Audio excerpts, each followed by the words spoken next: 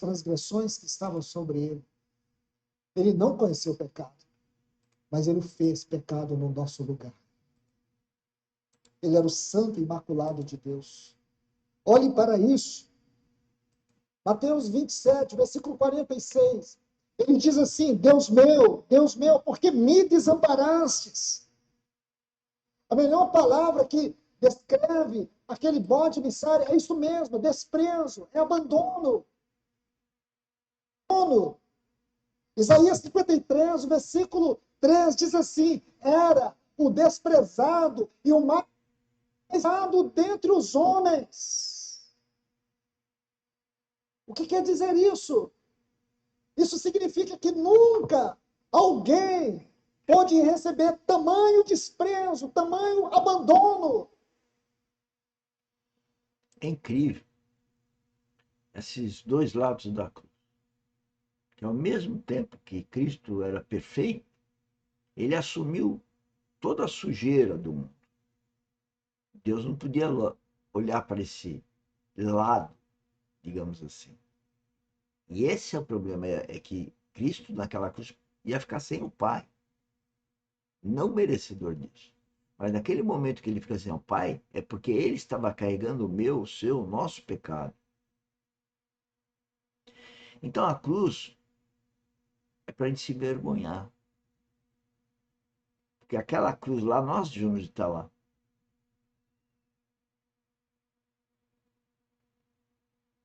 Mas aquela cruz é fantástica, porque ela faz a gente morrer para o mundo. Quando esse bode que vai ser esquecido, é o fim de quem não escolhe a vida em Cristo. É esquecido. Só que a religião fica falando que todo mundo, se jogar a aguinha na cabeça, é filho de Deus. Isso é coisa do inimigo. Isso é uma falsidade incrível. Isso é uma afronta. E eu fiz isso. Eu fui batizado assim. Batizei meus filhos assim. E hoje eu me envergonho de tanta ignorância espiritual. Só que hoje não querem nos ouvir. Por quê? Porque o processo é esse. À medida que você começa a falar a linguagem santa, o mundo te rejeita. O mundo é sujo. O mundo não quer ver a sujeira. O mundo jaz no maligno. O mundo é de trevas. Quem nasceu de novo anda sob a luz de Cristo. Percebe? A guerra do espírito e da carne está dentro de todo aquele que nasce de novo. Quem não nasce não tem essa briga. Acredita em tudo que está vendo. O Filho de Deus não acredita no que está vendo. Sabe que é uma falsidade, espiritualmente falando. Como já disse para vocês em outras oportunidades, se tinha uma experiência que o Senhor havia, ou experiências que o Senhor havia passado, eram as experiências do abandono. Eles que eram seus, os seus rejeitaram. Os de Nazaré o desprezaram. Onde ele vivia, os de Nazaré rejeitaram. Então o Filho de Deus é rejeitado. Os próprios irmãos de Cristo não criam nele. Você acha que ele ficava feliz com isso? Ele foi rejeitado. E aí na cruz ele foi rejeitado pelo Pai, porque ele carregou o pecado do mundo.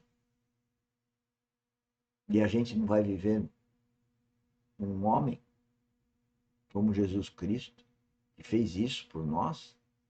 Eu não vou discutir com ninguém. Simplesmente vivo em Cristo.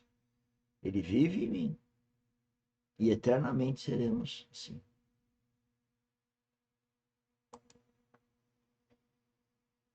Judas o traiu, Pedro o negou.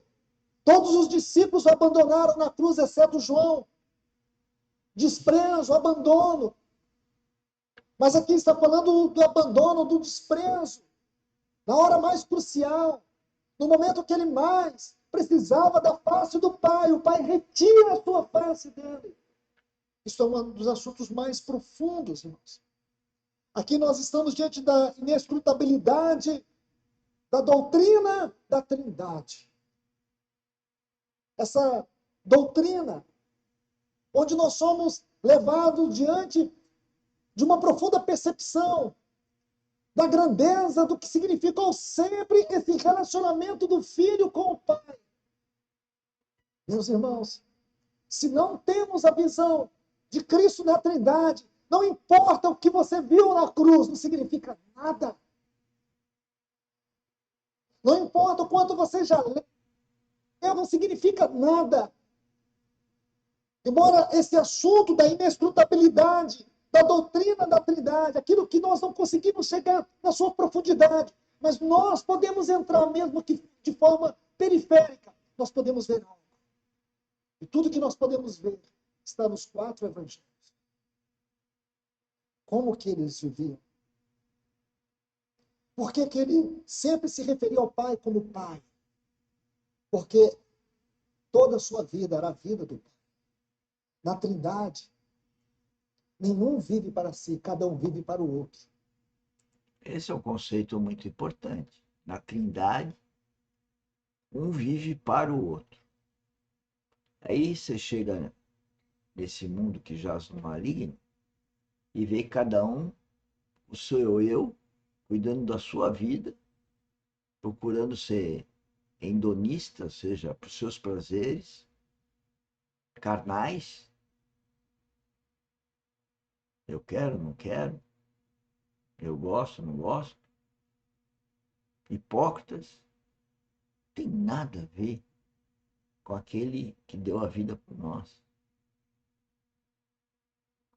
O ser humano não consegue ver o exemplo de Cristo. E continua com o seu ego manchado pela carnalidade, vivendo com as raízes do mundo, não se curvando. Lembrar aí a diferença da joio e do trigo. O joio cada vez mais ereto e cada vez com a raiz mais profunda, representa o mundo, a pessoa que está com as raízes no mundo. E o cristão verdadeiro é o trigo, que cada vez se curva mais e as raízes cada vez menos no mundo. Para mim, a história do joio e o trigo deixa muito claro o que acontece espiritualmente e diferencia o cristão verdadeiro do cristão nominal, do ímpio.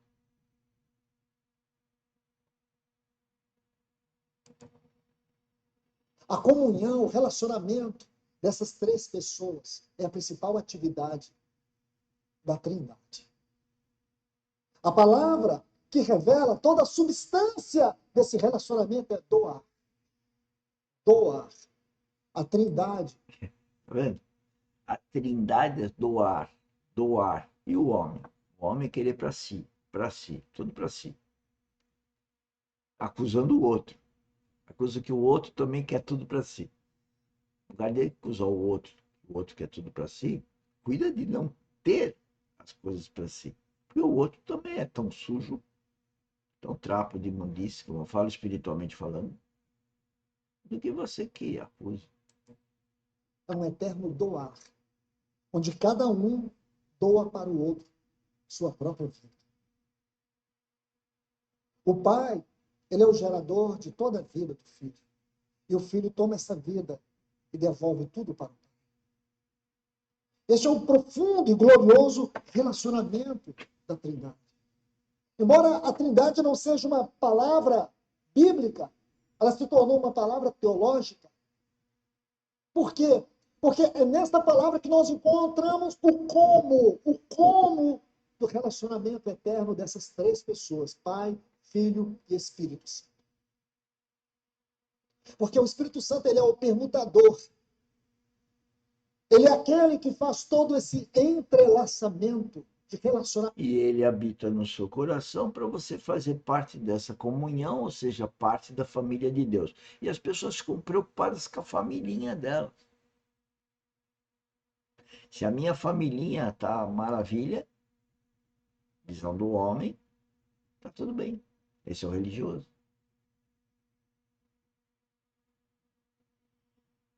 Nós temos que levar a nossa família para a família de Deus. Mas eu preciso estar lá para falar para minha família também estar lá. E aí o que acontece?